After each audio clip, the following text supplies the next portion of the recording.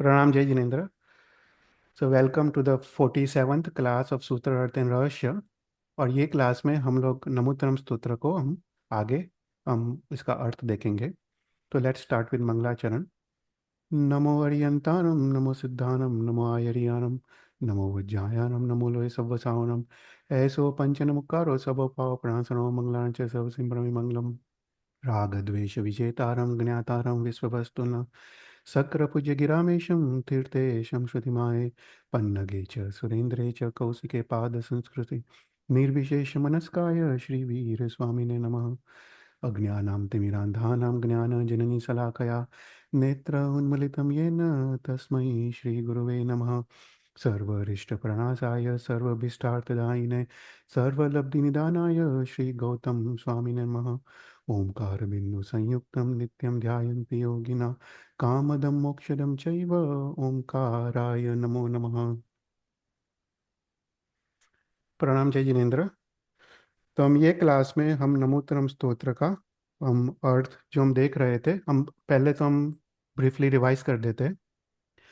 तो नमोत्तरम स्तोत्र उसका दूसरा नाम शक्रस्तव है, क्योंकि ये स्तोत्र द्वारा शक्रेंद्र अ, अ,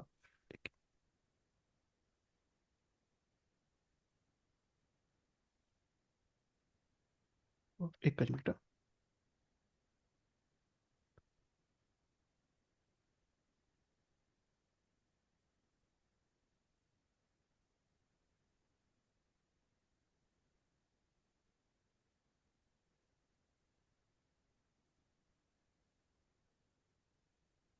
ओके। सो प्रणाम जय जिनेन्द्र। तो नमोत्तरम स्तोत्र, नमोत्तरम स्तोत्र का दूसरा नाम है शक्रस्तव। तो ये स्तोत्र द्वारा जो सौदर प्रथम जो इंद्र के प्रथम जो देवलोक के जो इंद्र है, सौदर में देवलोक के इंद्र शक्रेंद्र अर्यन भगवान की स्तुति और स्तवना करते हैं। तो जब शक्रेंद्र ये जानते हैं कि भगवान महावीर के जीव 10वें प्राणात नाम के देवलोक से अवतर के वो ऋषभदत्त ब्राह्मण की पत्नी देवानंदर की कुक्षी में अवतरते हैं, तब ये बात वो अवधि ज्ञान से जानते हैं। और जानने के बाद वो खुश हो जाते हैं। उनका वो भक्ति भाव पूर्वक आनंद पूर्वक ये स्तोत्र द्वारा अरियन भगवान की वो स्तवना करते हैं। तो ये स्तोत्र का दूसरा नाम है प्रणिपात दंडक स्तोत्र, और उसका थर्ड नाम है नमोत्तरम स्तोत्र। तो ये स्तोत्र नमोत्तरम स्तोत्र समझने के लिए अत्यंत कठिन है। उसका हर एक पद अ, अनेक रहस्यों और अनेक अर्थों से छुपा हुआ है। पर अपना पुण्योदय है कि आज से 1300 साल पहले सूर्य पुरंदर हरिभद्र सूरी महाराज साहब ने ललित विस्तार ग्रंथ की रचना की। और इस ललित विस्तार ग्रंथ में ये नमोत्तरम स्तोत्र को सविस्तार से उन्होंने यहाँ पे उसको वर्णन किया। तो हमको ये स्तोत्र आज हम समझ पा रहे हैं। तो ये स्तोत्र नमोत्तरम स्तोत्र में टोटल 9 संपदा है। तो संपदा का अर्थ है कि एक वाक्य या पद जिसका एक सामूहिक अर्थ निकलता है, कि जहाँ पे हम विश्राम पढ़ते हैं, जहाँ पे वो फुल स्टॉप आता है, विश्राम होता है, उसको संपदा कहते हैं। तो नमोत्तरम स्तोत्र में टोटल 9 संपदा है, और हर एक संपदा का एक विशेष अर्थ निकलता है। तो पहली संपदा हमने देखी नमोत्तरम अरिहंतारम भगवंतारम, वो पहली संपदा है, राइट। तो कोई भी जीव कोई भी स्तोत्र जब बोलता है, उसके पहले उसके मन में एक प्रश्न उठता है कि मैं किसकी स्तुति कर रहा हूँ, किसकी स्तवना करने जा रहा हूँ। तो इसका आंसर प्रथम स्तोत्रव्य संपदा में दिया गया है कि इस स्तोत्र द्वारा हम हरियंत भगवान की स्तवना करते हैं, और हरियंत भगवान ही स्तवन के योग्य है। फिर उसके बाद हमने दूसरी संपदा देखी, उसका नाम है साधारण हेतु संपदा। तो पहली संपदा के बाद वापस जो बुद्धिमान मनुष्य है, उसके मन में वापस एक प्रश्न उठता है कि ठीक है, हरियन भगवान की स्तवना की, पर हरियन भगवान की ही क्यों स्तवना की? अन्य देव देवी है, इंद्र है, जो भी अपनी इच्छित फल को पूरा करते हैं, तो उनकी स्तवना क्यों नहीं की गई, मात्र हरियन भगवान की स्तवना क्यों की गई? तो उसका उत्तर सेकंड जो सामान्य हेतु संपदा है उससे दिया गया है। आई गणनम तित्तयानम सहंस बुद्धानम। तो ऐसा करके हर एक संपदा का एक विशेष अर्थ निकलता है। तो टोटल ऐसे 9 संपदा है। तो सबसे पहले हमने ये स्तोत्र का मीनिंग स्टार्ट किया। सबसे पहले थी स्तोतव्य संपदा, नमुत्तरम अरियंतारम भगवंतारम। राइट। तो नमुत्तरम अरियंतारम का अर्थ है कि मैं अरियंत भगवान को नमस्कार करता हूँ। तो ये सामान्य अर्थ है। तो नमोत्तरम वो 2 शब्द से बना है, नमो और अत्थु। नमो मतलब नमस्कार करना, और अत्तु मतलब हो जो, मेरा नमस्कार हो जो। तो किसको हो जो? अरिहंत भगवान को मेरा नमस्कार हो जो। तो नमस्कार अर्थात क्या?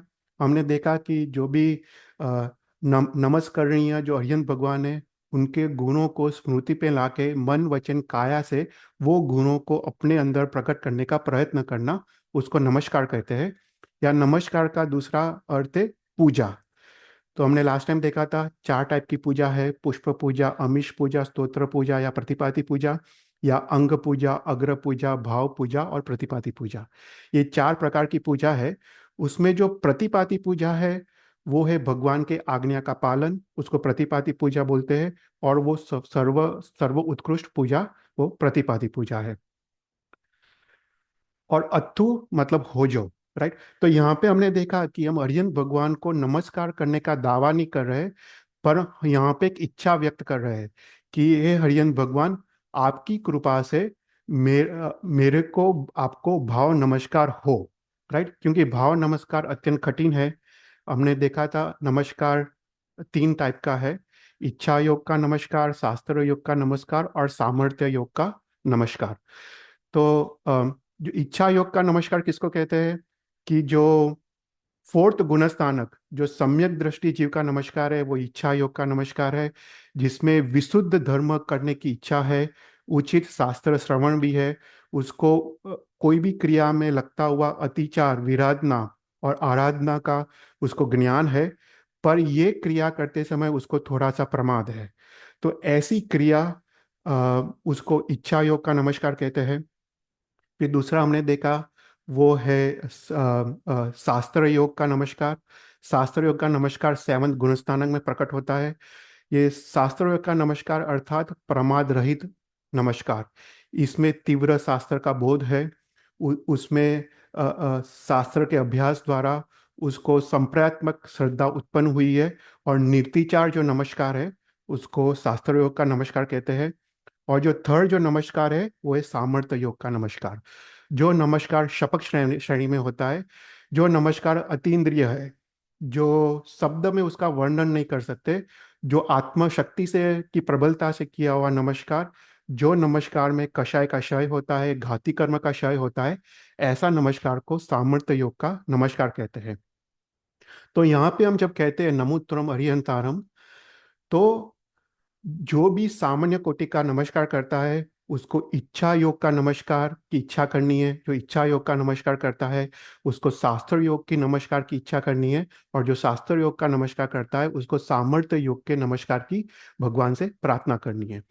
तो यहाँ पे कहते हैं कि अरिहंत भगवान को मैं नमस्कार करने की मैं इच्छा व्यक्त करता हूँ कि हे भगवान, आपकी कृपा से मेरे को ऐसा ऊंचा नमस्कार प्राप्त हो।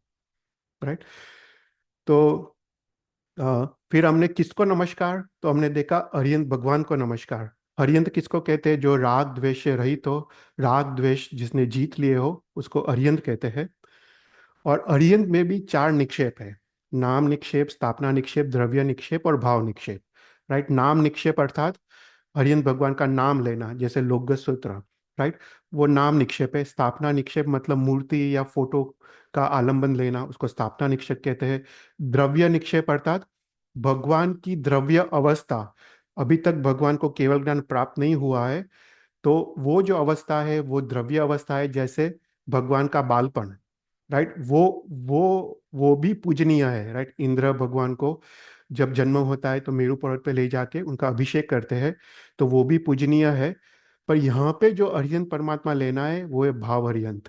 भाव अरिहंत मतलब केवल ज्ञान की बात की अवस्था। केवल ज्ञान के बाद उनको 8 प्रतिहार्य देवता रचना करते हैं, 34 अतिशय प्रकट होते हैं। तो वो भाव अरिहंत यहाँ पे लेना है।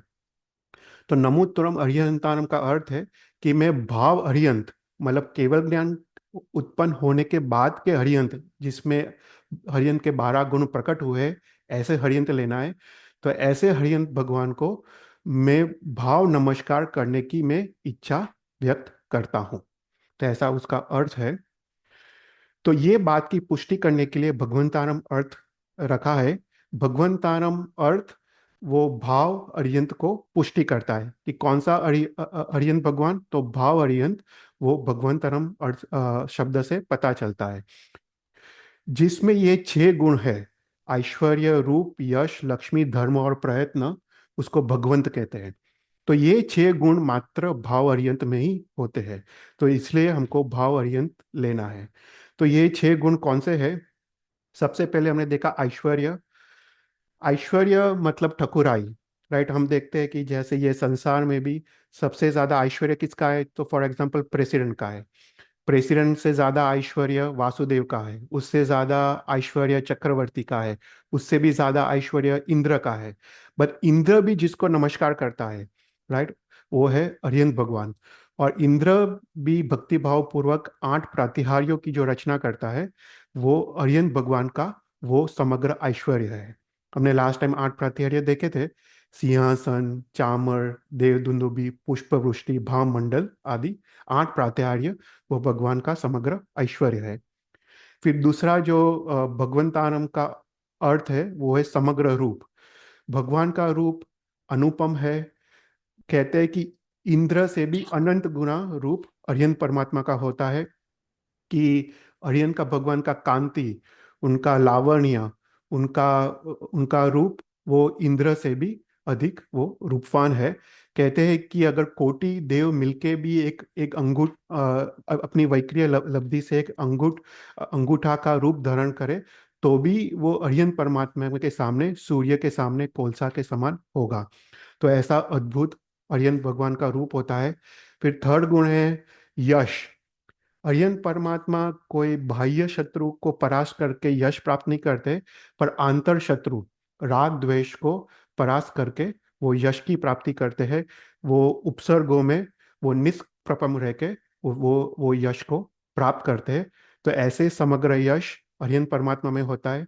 फिर फोर्थ जो अर्थ था भगवंत का है वो है लक्ष्मी। अरिहंत परमात्मा के पास 3 लक्ष्मी होती है, केवल ज्ञान रूप लक्ष्मी, अनंत आनंद रूप लक्ष्मी, और अनुपम संपत्ति की लक्ष्मी।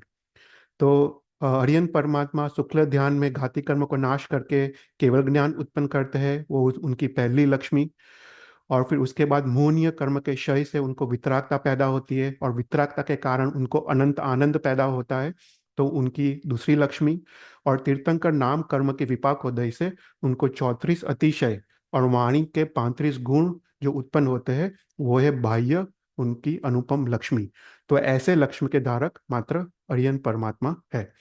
तो लास्ट टाइम हमने भगवान के 34 अतिशयों के बारे में देखा था, और वाणी के 35 गुण के बारे में देखा था, कि वाणी के भगवान की वाणी कैसी होती है, तो 1 योजन विस्तार तक सुनाई देती है, मालकोश राग में होती है, प्रतिनाद मतलब एको वाली होती है, माह अर्थ वाली होती है, गंभीर होती है, वो शब्द और अर्थ से ब्यूटीफुल होती है, अलंकृत होती है। फिर कोई भी भगवान की वाणी सुनकर उनको कोई भी थाक, भूख, तरस आदि लगता नहीं है। हर एक वाक्य जो भगवान बोलते हैं वो प्रीवियस वाक्य से संबंध वाला होता है और अधिक विशेष होता है। तो आदि 35 गुण युक्त भगवान की वाणी वो भगवान की लक्ष्मी है। फिर उसके बाद फिफ्थ जो गुण है वो धर्म। भगवान को शायिक कक्षा के केवल दर्शन, केवल ज्ञान और केवल चारित्र उत्पन्न हुए, वो भगवान का अनुपम समग्र धर्म है। और लास्ट है समग्र प्रयत्न। भगवान अपने उत्कृष्ट वीर्य से समग्र प्रयत्न वाले होते हैं। वो उपसर्गों को समाधि पूर्वक, समता पूर्वक सहन करते हैं। वो कौशल का ध्यान और प्रतिमा में वो अपना वीर्य दिखाते हैं, और अंत में शुभ ध्यान से शुक्ल ध्यान में जाके वो अपना प्रयत्न करते हैं। तो ऐसे समग्र प्रयत्न वाले भगवान होते हैं। तो ये 6 गुण जिसमें है, ऐश्वर्य, यश, लक्ष्मी, रूप, धर्म और प्रयत्न, ये मात्र भाव हरियंत में है। तो इसलिए नमोत्तरम अरिहंतारम भगवंतारम का अर्थ है कि मैं ऐसे भाव अरिहंत को मैं भाव नमस्कार करने की मैं प्रार्थना करता हूँ। कोई भी क्वेश्चंस? फिर उसके बाद हमने सेकंड जो संपदा देखी वो है हेतु संपदा। कि ठीक है, अभी जो मनुष्य है जो ये स्तोत्र बोल रहा है उसके उसके मन में एक क्वेश्चन उठता है कि ठीक है, अरिहंत भगवान की स्तुति स्तवना की है, पर उनकी ही क्यों स्तुति स्तवना की है, कि ऐसे कौन से कारण है कि उनकी स्तुति स्तवना की है। तो यहाँ पे तीन विशेषणों द्वारा वो कारण बताया है कि आई गराणम तित्थयानम और स्वयं सम बुद्धानम। तो सबसे पहले हमने देखा आई गराणम। तो आई गराणम का अर्थ है आदि करनार। तो श्रुत ज्ञान रूप श्रुत धर्म की आदि करनार। तो हमने देखा कि जो द्वादशांगी है, जो अपना समग्र शास्त्र है, समग्र श्रुत ज्ञान है, वो अर्थ से तो अनादि है, राइट, निश्चय से अनादि है। पर शब्दों द्वारा हर एक तीर्थंकर परमात्मा के शासन में नए नए द्वादशांगी की रचना होती है। तो शब्दों से, व्यवहार से उनकी रचना होती है। इसलिए हरियन परमात्मा को आ, ये श्रुत ज्ञान की आदि करना कहा है। तो यहाँ पे आई गणनम अर्थ से आ, यहाँ पे सांख्य मत हमने लास्ट टाइम देखा था कि हर एक शब्द से कोई ना कोई मत का खंडन किया गया है। तो यहाँ पे सांख्य मत का खंडन किया गया है। सांख्य मत एक ऐसा मत है जो आत्मा को नित्य और शुद्ध मानता है। वो कहता है कि आत्मा अकर्ता है, कि आत्मा कुछ करता नहीं है, कि आत्मा तो अनादि नित्य और शुद्ध है। और जगत में दो चीज है, पुरुष और प्रकृति। पुरुष मतलब आत्मा, प्रकृति मतलब जड़। ये दोनों अलग चीज है। और जब आत्मा को ज्ञान होता है कि पुरुष से प्रकृति अलग है, तब उसको मोक्ष होता है। तो यहाँ पे ये बात का खंडन किया गया है। जैन दर्शन मानता है कि आत्मा ही कर्म का करता है, आत्मा ही कर्म का भोगता है, आत्मा ही अपने कर्मों द्वारा नया शरीर धारण करता है, और आत्मा ही अपने प्रयत्न द्वारा कर्म का क्षय करके उसको मोक्ष होता है। तो आत्मा के कर्माधिक कर्तृत्व को यहाँ पे सिद्ध किया गया है। तो यहाँ पे बौद्ध मत जो सांख्य मत है उसका यहाँ पे खंडन किया गया है। फिर उसके बाद दूसरा विशेषण है वो है तीर्थयानम। तो भगवान कैसे है? तीर्थ की स्थापना कर रहा है। तीर्थ अर्थात चतुर्वेद संघ की स्थापना करना। तो तीर्थ अर्थात जो भी संसार से तारे, संसार से पार होके मोक्ष पहुंचाए उसको तीर्थ कहते हैं। तो वो डेफिनेशन से भगवान की वाणी, भगवान का उपदेश वो भी तीर्थ है, राइट। तो भगवान जब उनको केवल ज्ञान उत्पन्न होता है, देवता समोसरण की रचना करते हैं, और भगवान सबसे पहले गंधर्व योग्य जीव को त्रिपदी देते हैं। त्रिपदी दे के जो गंधर्व भगवान है, वो एक अंतर मुहूर्त में समग्र द्वादशांगी की रचना करते हैं, और भगवान अपना उपदेश देते हैं। और उपदेश में जगत के जीवों को पदार्थों का यथार्थ स्वरूप समझाते हैं, नव तत्व समझाते हैं, ज्ञेय हे और उपादेय का ज्ञान देते हैं। और उससे वो सुन के जो अनेक जीव को सर्ववीरति व्रत उच्चारते हैं और वो साधु और साध्वी बनते हैं, और जो सर्ववीरति व्रत उच्चार नहीं सकते वो अनुव्रत स्वीकारते हैं और वो भगवान के शासन में श्रावक और श्राविका का बनते हैं। तो ऐसे चतुर्विक संघ की रचना होती है। तो ऐसे भगवान को तीर के स्थापक कहा है। तो ऐसे हरियन भगवान को हम यहाँ पे नमस्कार करते हैं। ये तीर्थ की स्थापना भगवान का सर्वोत्कृष्ट परोपकार है, और अत्यंत शुभ एक सत्कार्य है, एक महान कार्य है, राइट। तो यहाँ पे हमने देखा कि एक आगम धार्मिक मत का यहाँ पे खंडन किया गया है। आगम धार्मिक मत एक वेद मत है। वो ऐसा मानता है कि जो भी शास्त्र है वो उसकी वो शास्त्र की रचना किसी ने की नहीं है। शास्त्र या धर्म अनादि है, और शास्त्र और धर्म अनादि होने के कारण जो वेद शास्त्र है वो भी नित्य है, उसकी रचना कोई कर नहीं सकता है। तो यहाँ पे ये बात का यहाँ पे खंडन किया गया है। यहाँ पे तित्थायाम पद रख के हम कहते हैं कि हरियन परमात्मा वो तीर्थ की स्थापना करते हैं, और तीर्थ की स्थापना द्वारा नए नए द्वादशांकी की यहाँ पे रचना होती है। तो यहाँ यहाँ पे आगम धार्मिक मत का यहाँ पे खंडन किया गया है। और फिर थर्ड जो विशेषण है वो है संयम संबुद्धानम। हरियन परमात्मा कैसे है कि स्वयं ही बोधि को प्राप्त करते हैं। बोधि अर्थात सम्यक ज्ञान। तो कोई भी जीव बोधि दो प्रकार से प्राप्त कर सकता है, निसर्ग से और अधिगम से। निसर्ग अर्थात स्वयं ही कोई भी गुरु के उपदेश बिना, और अधिगम अर्थात गुरु के उपदेश के साथ। तो अरिहंत परमात्मा निश्चय ही निसर्ग मार्ग से उनको सम्यक ज्ञान की उनको प्राप्ति होती है। और ठीक है, पिछले के भव में उनको गुरु का सानिध्य मिलता है, पर अंतिम भव में तीर्थंकर परमात्मा को कोई गुरु नहीं होता है। तो अंतिम भव में अरिहंत परमात्मा और तीर्थंकर परमात्मा स्वयं ही जागृत होते हैं, स्वयं ही वो दीक्षा ग्रहण करते हैं, और स्वयं ही वो दीक्षा का संयम जीवन का निर्विचार पालन करते हैं। तो स्वयं ही वो बोधि को प्राप्त करते हैं। तो यहाँ पे सदाशिव मत का यहाँ पे खंडन किया गया है।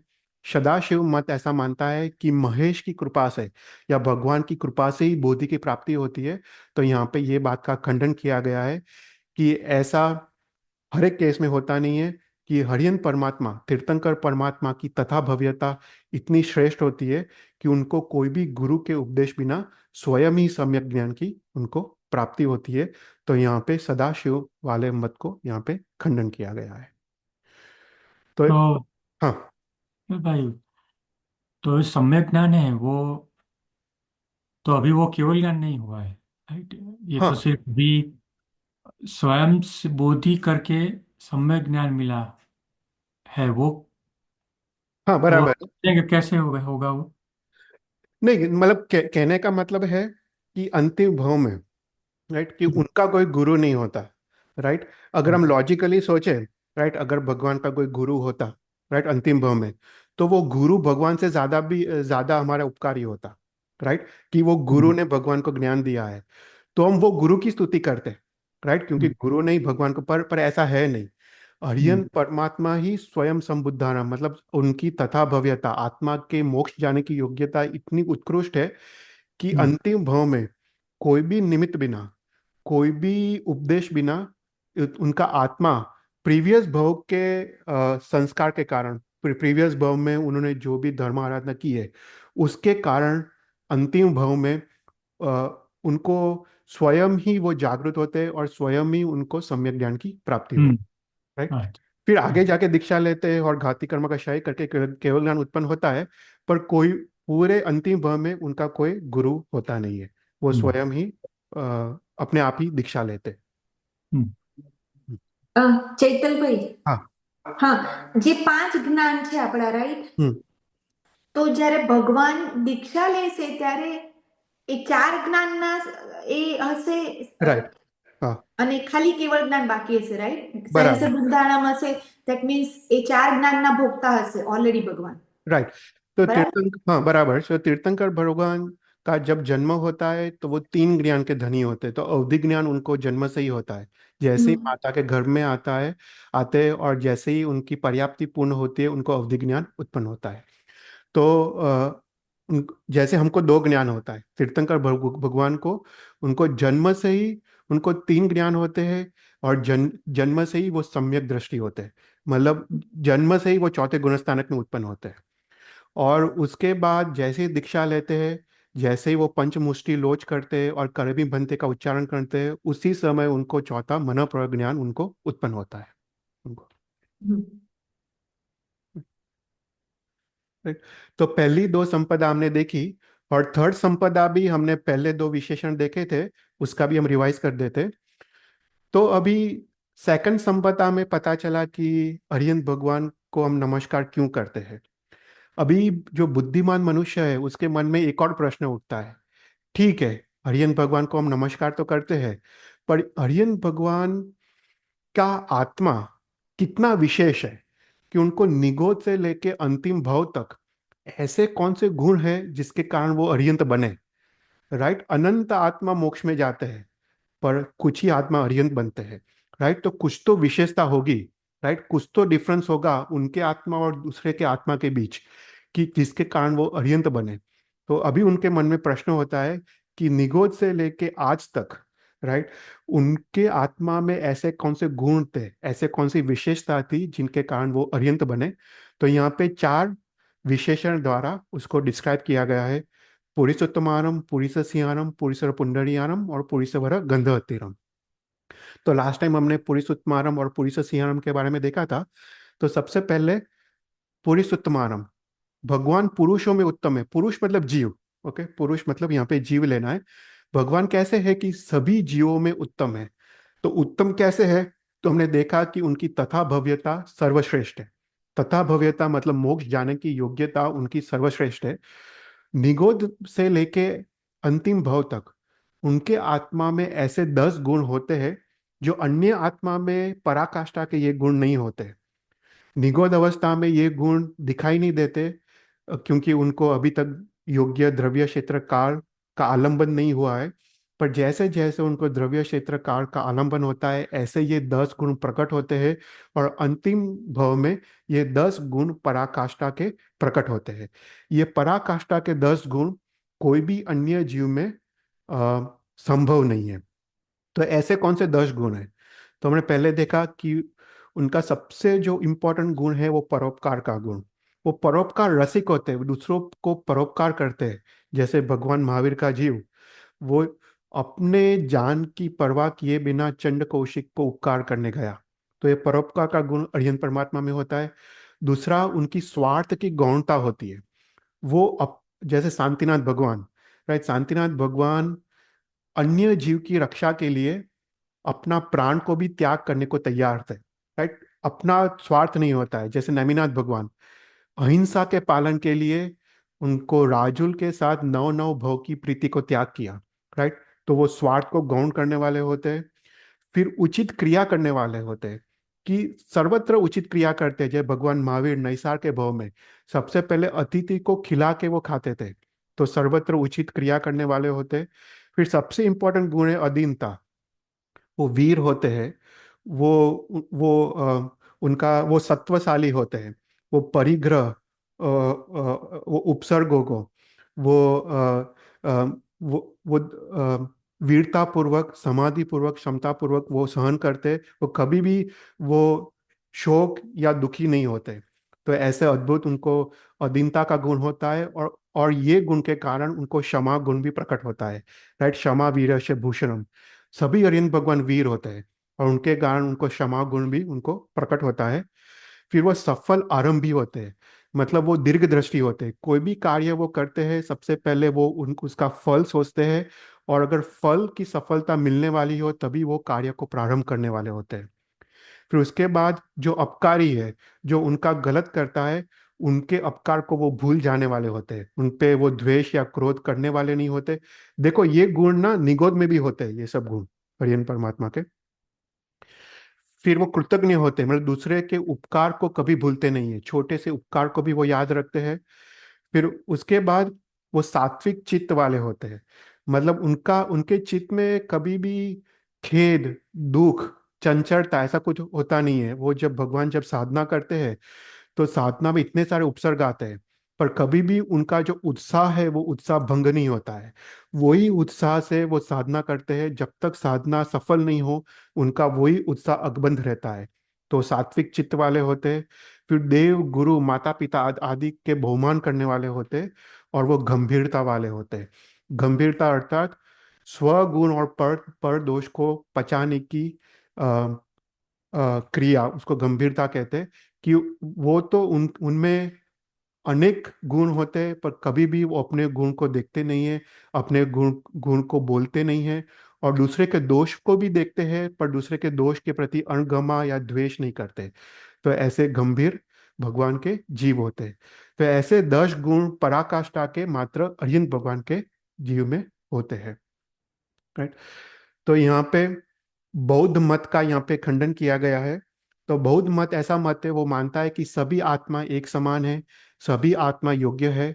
और सभी आत्मा जब उनको द्रव्य क्षेत्र कार का आलंबन होता है तो गुण प्रकट होते हैं। पर यहाँ पे ये बात का यहाँ पे खंडन किया गया है। जैन दर्शन बोलता है कि आत्मा योग्य भी होता है, आत्मा अयोग्य भी होता है। और हरियन परमात्मा में जो गुण है वो अन्य आत्मा में होते नहीं है। तो ऐसे यहाँ पे बौद्ध मत का यहाँ पे खंडन किया गया है। और उसके बाद जो लास्ट हमने देखा था लास्ट क्लास में, हरियन परमात्मा कैसे है? पुरुषों में सिंह समान, राइट। तो सिंह जब हम शब्द बोलते हैं तो सिंह की सूरवीरता, निर्भयता, क्रूरता, राइट, आदि गुण हमको दिखाई देते हैं।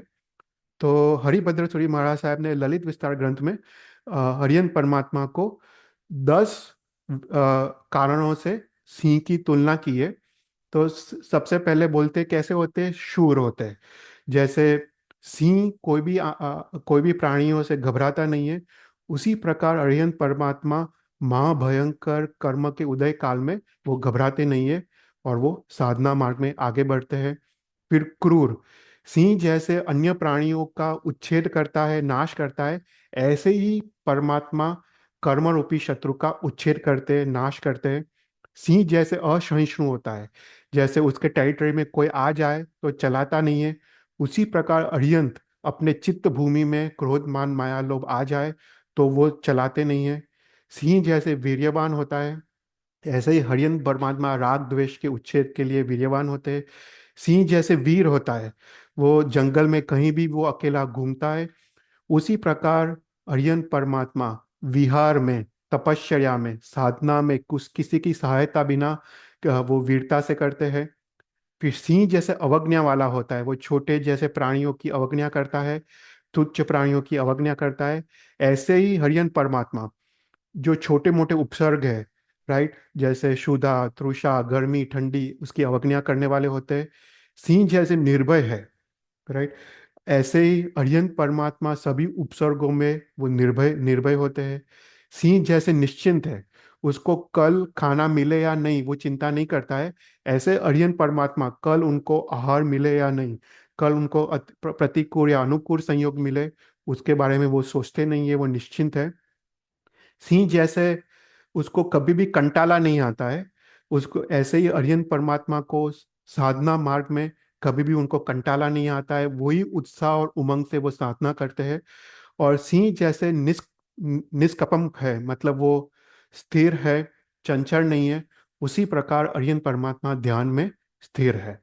तो ऐसा 10 कारणों से अरिहंत परमात्मा की तुलना सिंह से की गई है। तो यहाँ पे एक सुक्रातोचार्य का मत का यहाँ पे खंडन किया गया है।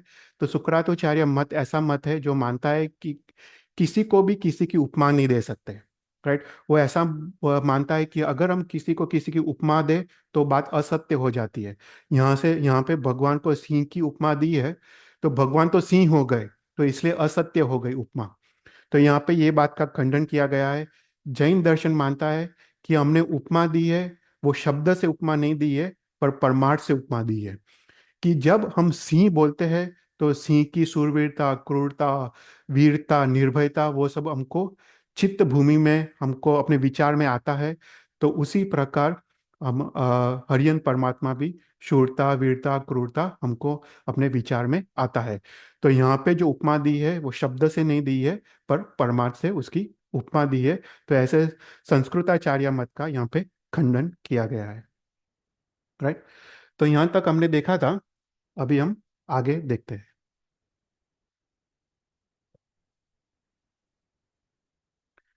तो अभी थर्ड जो विशेषण है वो है पुरीसवर पुंडरियाम। तो हरियन परमात्मा में कैसे है, पुरुषों में श्रेष्ठ कमर जैसे है। ओके, पुंडरिक मतलब कमर।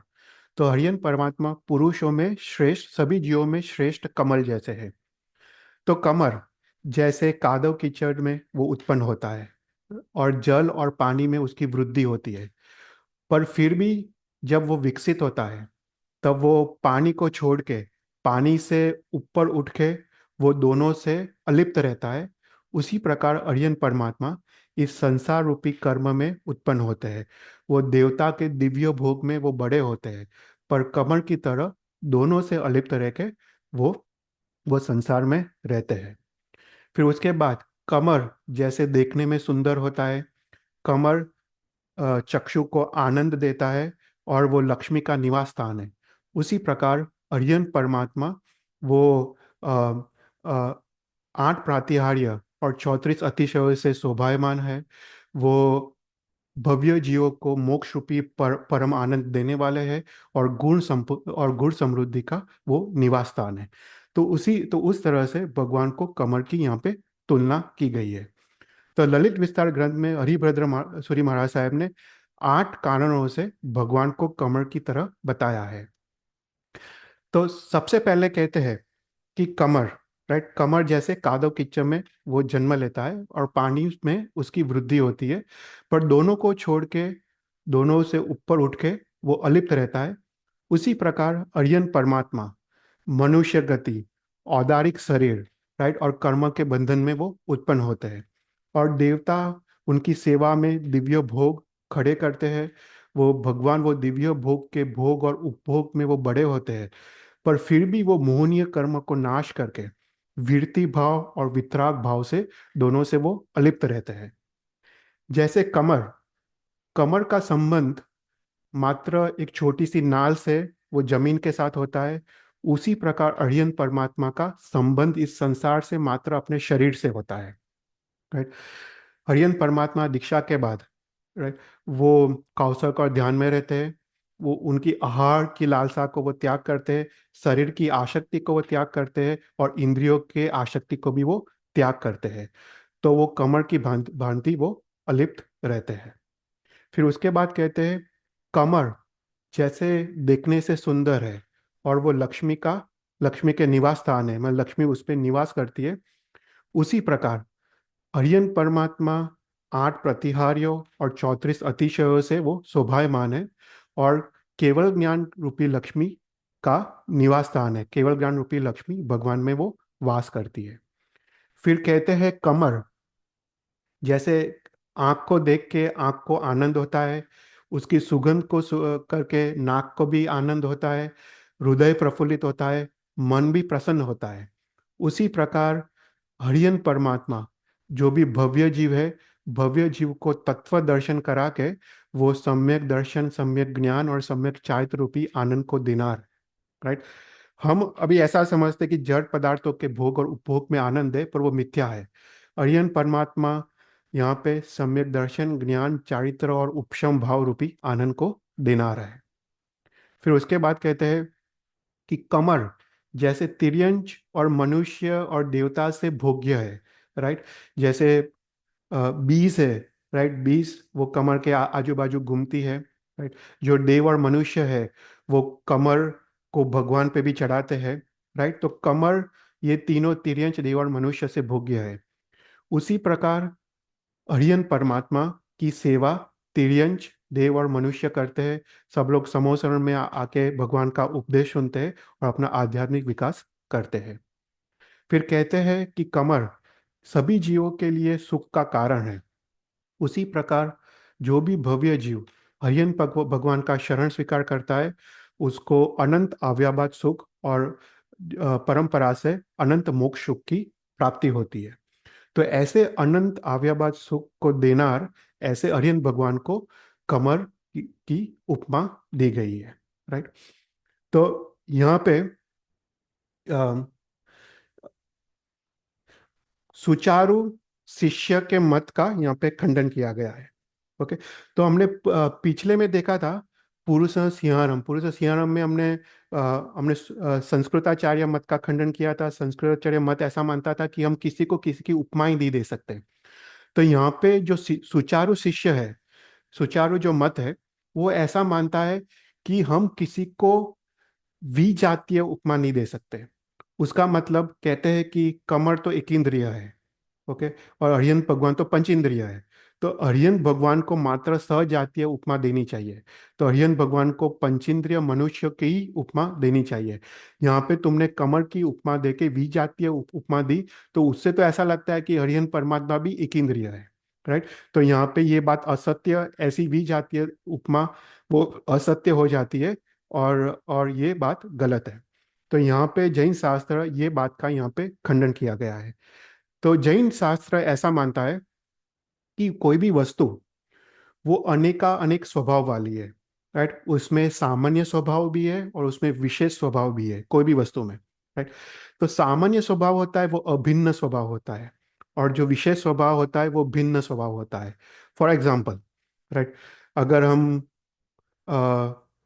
डॉग, काउ या कोई भी तिर्यंच ले लें और हम मनुष्य लें, राइट। तो डॉग का वो भी पंचेंद्रिय है, राइट, और मनुष्य भी पंचेंद्रिय है। तो वो दोनों पंचेंद्रिय, वो दोनों का सामान्य स्वभाव हुआ, वो अभिन्न स्वभाव है। पर डॉग और काउ वो तिर्यंच गति में है, और मनुष्य मनुष्य गति में है, वो उसका भिन्न स्वभाव हुआ, राइट। फॉर एग्जाम्पल, दूसरा एग्जाम्पल, घोड़ा और वस्त्र, राइट। तो दोनों पुद्गल द्रव्य के बने हैं, तो दोनों का वो सामान्य स्वभाव हुआ। पर जो घड़ा है वो पानी भरने में काम आता है, और जो वस्त्र है वो पहनने के लिए काम आता है, वो उसका भिन्न स्वभाव हुआ। तो हर एक द्रव्य में सामान्य स्वभाव और भिन्न स्वभाव दोनों मौजूद है, और दोनों सिद्ध है, और उसके कार्य भी, अलग अलग कार्य भी सिद्ध है। तो यहाँ पे भगवान को कमर की उपमा दी है, वो सामान्य स्वभाव से कमर की उपमा दी है। कमर, राइट, जैसे अलिप्त है, स्वभाव से सुंदर है, लोगों को सुख देनार है, उसी प्रकार अरिहंत परमात्मा भी अलिप्त है, संसार से अलिप्त है, राइट, लोगों को परमानंद रूपी सुख को देनार है, और शोभायमान है, राइट, अतिशयों से। तो यहाँ पे सामान्य स्वभाव से उनकी जो जो अभिन्न स्वभाव है, सामान्य स्वभाव से उनकी तुलना की गई है। इसलिए ये तुलना करना, ये उपमा देना, उसमें कोई गलत नहीं है, उसमें कोई विरोधाभास नहीं है, राइट। तो यहाँ पे सुचारु शिष्य के मत का यहाँ पे खंडन किया गया है। तो ऐसे पुंडरीक समान जो अरियन परमात्मा है, श्रेष्ठ का कमर समान अरियन भगवान है, उनको यहाँ पे नमस्कार किया गया है। कोई भी क्वेश्चंस?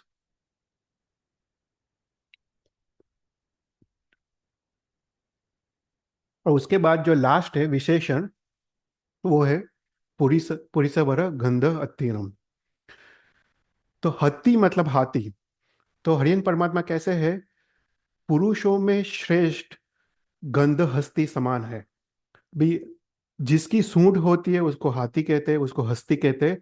हस्ती भी अलग अलग टाइप के होते हैं शास्त्र में, जैसे भद्र, मुंग, ऐसे अनेक अनेक हस्तियों के डिविजन्स आते हैं। उसमें से एक डिवीजन है गंध हस्ती। गंध हस्ती ऐसा हाथी है जिसके गंध स्थल से सुगंधी मद झड़ता है, और ये सुगंधी मद के सुगंध से ही उसके विस्तार में जो छोटे मोटे प्राणी है, सामान्य कोटि के हाथी है, वो उसके सुगंध से ही वो भाग जाते हैं। तो यहाँ पे ऐसे श्रेष्ठ गंध हस्ती की तुलना हरियन भगवान से की गई है।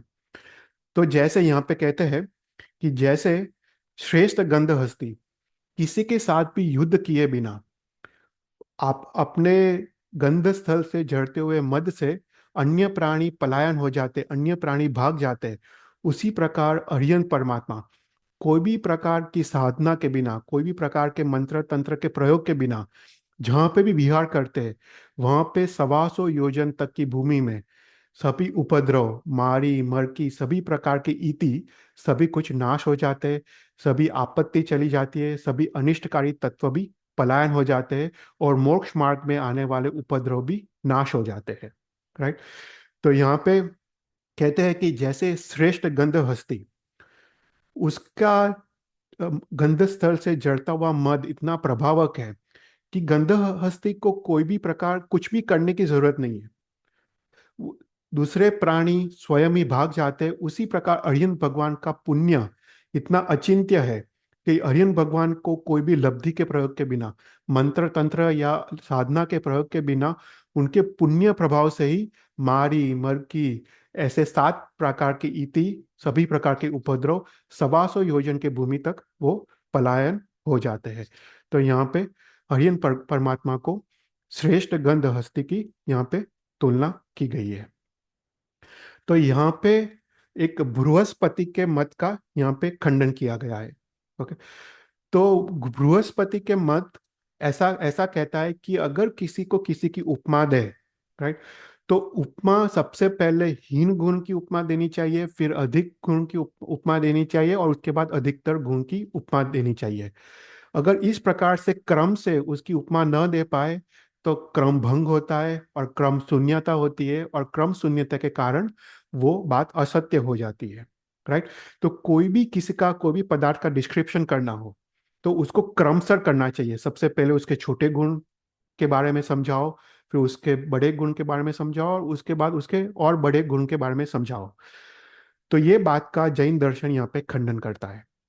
यहाँ पे जैन दर्शन देखो, सबसे पहले पुरीश्वरा पुंडरीयानम रखा और उसके बाद पुरीश्वरा गंधहत्तीरम रखा।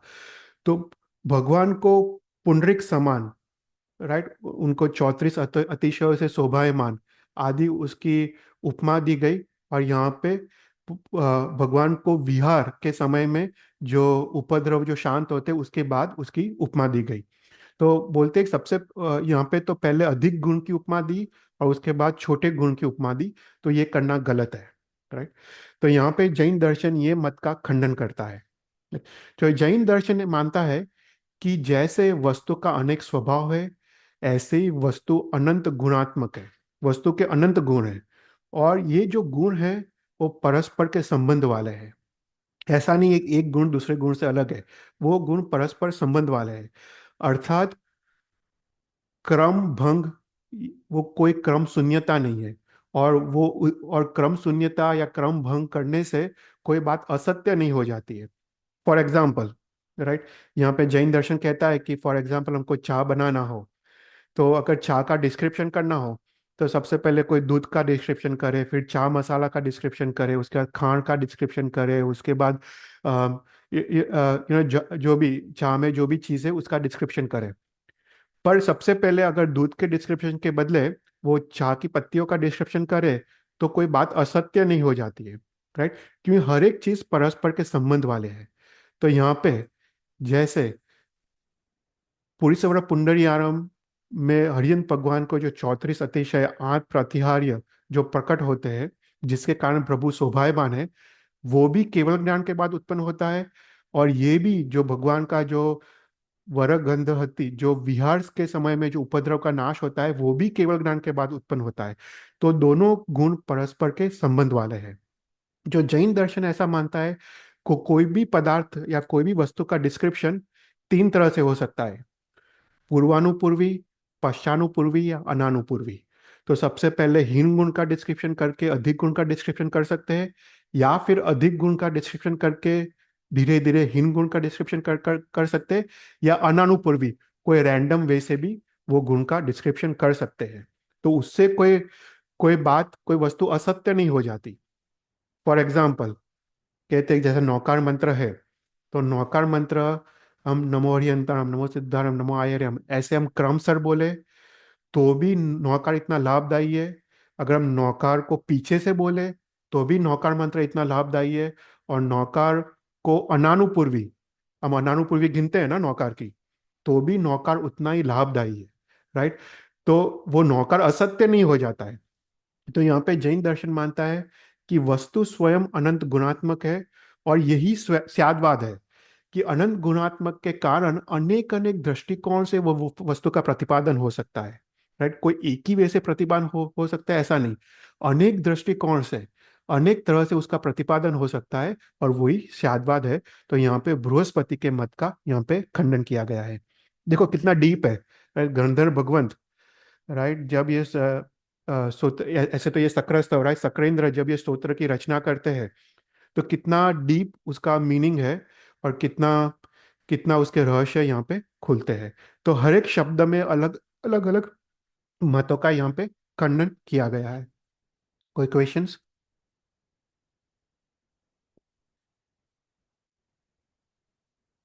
राइट, तो यहाँ पे, राइट, यहाँ पे हमने देखा कि जो मनुष्य के जीव में जो ये स्तोत्र बोल रहा है उसके मन में प्रश्न उठा कि निगोद से लेके आज तक अंतिम भव तक अरियन भगवान किस प्रकार से विशेष विशेष है, किस प्रकार से अलग जो दूसरे जीवों से अलग है, ऐसे कौन से गुण है। तो ये चार विशेषणों द्वारा उसका डिस्क्रिप्शन किया कि वो पुरुषों में उत्तम है, पुरुषों में सिंह समान है, पुरुषों में पुंडरिक समान है, और पुरुषों में गंधहस्ती समान है, राइट। तो यहाँ पे अभी मनुष्य के बुद्धि में एक और प्रश्न उठता है। ठीक है, वो कहता है कि मुझे समझ आ गया कि आर्यन भगवान की ही स्तुति क्यों किया गया है, और आर्यन भगवान ही क्यों स्तुति के योग्य है। पर अभी उसके मन में प्रश्न होता है, वो बात तो मेरे को समझ में आ गई, पर उससे मुझे क्या लाभ। ठीक है, हरियन भगवान तो विशेष है, पर उससे मुझे क्या लाभ। तो यहाँ पे उपयोग संपदा, कि हरिहर भगवान का उपयोग अपने जीवन में उपयोग क्या। तो यहाँ पे जो फोर्थ संपदा है वो है उपयोग संपदा। तो उपयोग संपदा में 5 विशेषण है। भगवान कैसे है? लोगुत्तमारम, लोग नाहरम, लोग हियारम, लोग परिवारम और लोग पचोग्रारम। राइट। तो ये 5 विशेषणों द्वारा भगवान की अपने जीवन में उपयोगिता यहाँ पे समझाई गई है। तो सबसे पहले कहते हैं भगवान कैसे है? लोगुत्तमारम। तो यहाँ पे एक बात ध्यान रखना है कि जो 5 विशेषण है उसमें 5 बार लोग शब्द आता है, और पांचों बार जो लोग शब्द आता है उसका अर्थ अलग अलग है। लोगुत्तमारम में जो अर्थ है लोक का वो अलग है, लोग नाहारम में जो लोक का अर्थ है वो अलग है। तो हर एक लोक का अर्थ अलग अलग निकलता है, वो हम ध्यान से देखते हैं। तो सबसे पहले कहते हैं अरिहंत भगवान कैसे है। तो बोलते हैं कि लोग में उत्तम, ऐसे अरिहंत भगवान को मैं नमस्कार करता हूँ। तो अभी लोक, लोक मतलब शास्त्र की डेफिनेशन लोक की क्या है कि पंचास्तिकाय जो संसार है उसको लोक कहते हैं। जो जीवास्तिकाय, पुद्गलास्तिकाय, धर्मास्तिकाय, अधर्मास्तिकाय और आकाश अस्तिकाय। राइट। तो 5 अस्तिकाय जो संसार है उसको लोक कहते हैं। पर यहाँ पे जो भगवान लोक में उत्तम है, यहाँ पे लोक का अर्थ क्या है कि उसमें 5 अस्तिकाय में मात्र जीवास्तिकाय लेना है, और जीवास्तिकाय में भी मात्र भव्य जीव लेना है। राइट। फॉर एग्जाम्पल अगर हम कहें कि भगवान लोक में उत्तम है, अगर हम ऐसा अर्थ निकालें कि भगवान पंचास्तिकाय में उत्तम है, तो उसका कोई अर्थ नहीं है। राइट। क्योंकि धर्मास्तिकाय, अधर्मास्तिकाय, आकाशस्तिकाय सबका गुण धर्म अलग अलग है। राइट। तो कोई कंपैरिजन हो नहीं सकता है। इसलिए यहाँ पे कहना पड़ेगा कि भगवान जीवास्तिकाय में उत्तम है, सभी जीवों में उत्तम है। पर जीव में भी दो है। राइट। जीव में भी भव्य जीव है और अभव्य जीव है। तो भव्य जीव तो अभव्य से उत्तम है ही, क्योंकि भव्य जीव का आत्मा सिद्ध स्वरूप में परिणमन हो सकता है। उस अपेक्षा से तो भव्य जीव अभव्य जीव से उत्तम है। तो यहाँ पे अगर बोले भगवान जीवास्तिकाय में उत्तम है तो उसका कोई विशेष अर्थ नहीं निकलता है, क्योंकि ऐसे भी भव्य जीव अभव्य से उत्तम है। तो यहाँ पे लोक का अर्थ है भव्य जीव, कि भगवान सभी भव्य जीवों में भी उत्तम है। जीवास्तिकाय में उत्तम है, पर जीवास्तिकाय में भी भव्य जीव है, और भव्य जीव में भी भगवान उत्तम है। तो भगवान जीवास्त भव्य जीवों में भगवान उत्तम है। तो सबसे पहले ये समझते हैं कि भव्य जीव किसको कहते हैं। राइट। जो भी जीव मोक्ष जाने की योग्यता है उसको भव्य कहते हैं। राइट। जिसका आत्मा सिद्ध स्वरूप को परिणमन हो सकता है उसको भव्य कहते हैं। मतलब जब उसको उचित सामग्री मिले द्रव्य क्षेत्रकार की, तो उसका आत्मा मोक्ष में वो जा सकता है, जाने की योग्यता है, उसको भव्य कहते हैं। और अभव्य जीव मतलब वो कभी भी वो मोक्ष में जा नहीं सकता, उसकी कोई योग्यता नहीं है मोक्ष जाने की। उसको उचित द्रव्य क्षेत्रकार मिले अभव्य जीव को, फिर भी वो मोक्ष में जाएगा नहीं। राइट। तो यहाँ पे शास्त्र में 3 प्रकार के जीव बताए हैं: भव्य जीव, अभव्य जीव और जाति भव्य जीव। राइट। तो जाति भव्य जीव ऐसे है कि जिसको मोक्ष जाने की योग्यता तो है, पर कभी भी वो उनको अनुकूल सामग्री की प्राप्ति नहीं होगी, वो कभी भी अव्यवहार राशि से व्यवहार राशि में आएंगे नहीं। उसको जाति भव्य जीव कहते हैं। तो ये समझाने के लिए यहाँ पे शास्त्र में एक उदाहरण दिया है कि फॉर एग्जाम्पल कोई स्त्री है। राइट। और स्त्री को अगर उचित संयोग हुआ, राइट, तो वो संतान को जन्म दे सकती है। राइट। तो दैट इज भव्य जीव। फॉर एग्जाम्पल भव्य जीव को उचित सामग्री की प्राप्ति हुई तो मोक्ष में जा सकता है। उसी प्रकार स्त्री को अनुकूल संयोगों का संबंध हुआ तो वो संतान की प्राप्ति हो सकती है, तो वो भव्य। राइट। वो एनालॉजी है। फिर उसके बाद कहते हैं दूसरी स्त्री ऐसी है कि उसमें कुछ खामी है, कुछ प्रॉब्लम है, कि उसको उचित संयोगों की प्राप्ति हुई फिर भी वह संतान को जन्म नहीं नहीं दे सकती। तो वो अभव्य जीव जैसा है कि उसको सामग्री की प्राप्ति हो पर फिर भी वो कभी मोक्ष में जाएगा नहीं। और थर्ड ऐसी स्त्री है कि वो विधवा है और वो शुद्ध उसका चारित्र है। तो तो वो उसको कभी भी उसको आलंबन या उचित सामग्री की प्राप्ति होगी नहीं, और इसलिए वो कभी भी संतान को उसको प्राप्त होगा नहीं। तो वो जाति भव्य जीव हुआ, कि जाति भव्य जीव को कभी भी मोक्ष की सामग्री की प्राप्ति होगी नहीं। राइट। तो ऐसे प्रकार से शास्त्र में उसको समझाया गया है। तो भगवान सभी भव्य जीव में उत्तम है। तो कैसे उत्तम है? तो सभी भव्य जीव में जो भव्यता है वो अलग अलग है, उसको तथा भव्यता कहते हैं। मतलब मोक्ष जाने की योग्यता, उसको तथा भव्यता कहते हैं। फॉर एग्जाम्पल, कोई छोटे से निमित्त पाके मोक्ष जाता है, कोई बड़े से निमित्त पाके मोक्ष जाता है, कोई छोटे से उपदेश से मोक्ष जाता है, कोई किसी को गौतम स्वामी जैसे गुरु से ही मोक्ष प्राप्ति होती है, कोई कम पुरुषार्थ से मोक्ष में जाता है जैसे मरुदेवी माता, कोई नौ नौ भव के पुरुषार्थ जैसे सम्रादित्य, नौ भव के पुरुषार्थ के बाद कोई मोक्ष में जाता है, राइट। तो हर एक जीव की तथा भव्यता अलग है। इसलिए हर एक जीव की मोक्ष अलग अलग टाइम में और अलग अलग आलम्बन से हर एक जीव की मोक्ष होता है, राइट। तो फॉर एग्जाम्पल, यहाँ पे शास्त्र में बताया गया है कि जैसे दही है, राइट, तो गाय के दूध से दही बन सकता है, भैंस के दूध से दही बन सकता है, कैमल के दूध से दही बन सकता है, राइट। तो सभी में मोक्ष जाने की योग्यता है। ऐसे सभी में दूध से दही बनने की योग्यता है। पर किसी को ज़्यादा टेम्परेचर चाहिए, किसी को कम टेम्परेचर चाहिए, किसी को ज़्यादा मेरवण चाहिए, किसी को कम मेरवण चाहिए, किसी को ज़्यादा समय चाहिए, किसी को कम समय चाहिए, राइट। ये संसार में देखते हैं। उसी प्रकार हर एक भव्य जीव की भव्यता अलग होती है, अलग अलग आलम्बनों से उसका मोक्ष होता होता है। उसको तथा भव्यता कहते हैं। तो हरियन परमात्मा भव्य जीवों में उत्तम कैसे है? तो कहते हैं हरियन परमात्मा की तथा भव्यता सर्वश्रेष्ठ है।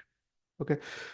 हरियन भगवान की तथा भव्यता ऐसी है कि अन्य जीवों के कल्याण का कारण रूप बनती है, राइट। हरियन भगवान जब उनको सम्यक दर्शन की प्राप्ति होती है, उसके बाद उनको केवल ज्ञान की प्राप्ति होती है, तो तीर्थंकर नाम कर्म का विपाक उदय शुरू होता है।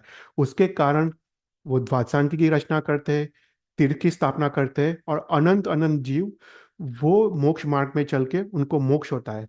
तो हरियन परमात्मा की तथा भव्यता इतनी उत्कृष्ट है कि अन्य जीवों के कल्याण के कारण रूप होती है, राइट। मरुदेवी माता का अगर देखे तथा भव्यता, वो मोक्ष में गई, पर वो स्वयं ही मोक्ष में गई, किसी को लेके मोक्ष में नहीं गई। पर ऋषभदेव भगवान की तथा भव्यता कैसी है कि वो अनंत जीवों को लेके वो मोक्ष में गए। तो अरिहंत परमात्मा की तथा भव्यता अन्य जीवों के कल्याण के कारण रूप होती है। इसलिए अरिहंत परमात्मा लोक में उत्तम है, राइट। कोई क्वेश्चंस?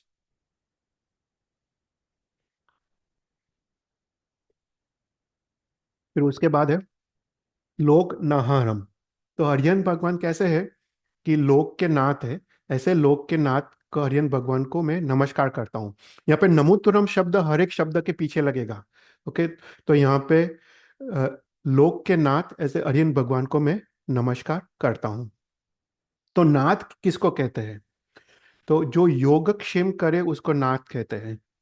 योग मतलब क्या? यहाँ पे दो शब्द आते हैं, योग और क्षेम।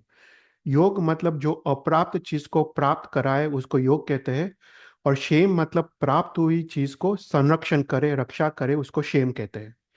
तो अरिहंत परमात्मा धर्म रुचि का बीजाधान, मतलब धर्म धर्म रुचि रूप बीज से लेके मोक्ष के सुख सुख को का योग कराते हैं, मोक्ष के सुख को प्राप्त कराते हैं, उस प्रकार से योग करते हैं। और प्राप्त हुए हुए गुण का उपदेश द्वारा आदि द्वारा उसका संरक्षण करते हैं, उसलिए क्षेम करते हैं। तो जो भी योगक्षेम करे उसको नाथ कहते हैं। तो हरियन भगवान भगवान लोक के नाथ है। तो यहाँ पे लोक शब्द का अर्थ क्या है? तो यहाँ पे हमने प्रीवियस में देखा था लोक मतलब भव्य जीव। तो यहाँ पे भव्य भी दो प्रकार के हैं। एक है दुर्भव्य और दूसरा है आसन्न भव्य। जो दुर्भव्य ऐसा जीव है जिसका संसार अर्ध कोडाकोड़ी सागरोपम से, और सॉरी, अर्ध पुद्गल परावर्तन काल से उसका संसार ज्यादा बाकी है, उसको दुर्भव्य कहते हैं। मतलब काफी अनंत भव के बाद उसका मोक्ष होने वाला है, वो दुर्भव्य कहते हैं। और दूसरा है आसन भव्य, की थोड़े भव में ही उसका मोक्ष होने वाला है, उसको आसन भव्य जीव कहते हैं। तो यहाँ पे कहते हैं भगवान जो आसन भव्य जीव है उसके ही नाथ है, दुर्भव्य जीव के नाथ नहीं हो सकते। जो निकट में मोक्षगामी जीव है उसके ही भगवान नाथ हो सकते हैं, क्योंकि जो आसन भव्य जीव है उसमें ही वो धर्म बीजादान कर सकते हैं और उसके ही गुणों का संरक्षण वो कर सकते हैं। तो भगवान जो आसन भव्य जीव है, जो निकट में मोक्ष जाने वाले जीव है, उसके भगवान नाथ है। तो जैसे दूरभव्य जीव है, राइट, दूरभव्य जीव भी भगवान की देशना सुनता है। वो भगवान ने जो मार्ग बताया है वो क्रिया भी करता है, भगवान की आज्ञा का पालन भी करता है। वो संयम जीवन भी स्वीकारता है, वो संयम जीवन का निर्तिचार भी पालन करता है। पर ये जो भी क्रिया करता है वो संसार के लिए करता है। उसको देवेंद्र, विद्याधर, चक्रवर्ती आदि की पदवी चाहिए होती है, इसलिए वो क्रिया करता है। और उसको धर्म के प्रभाव से वो मिल भी जाती है, पर वो एक भव के लिए मिलती है, पर उसके बाद उसकी दुर्गति, वो अवश्य उसकी दुर्गति होती है।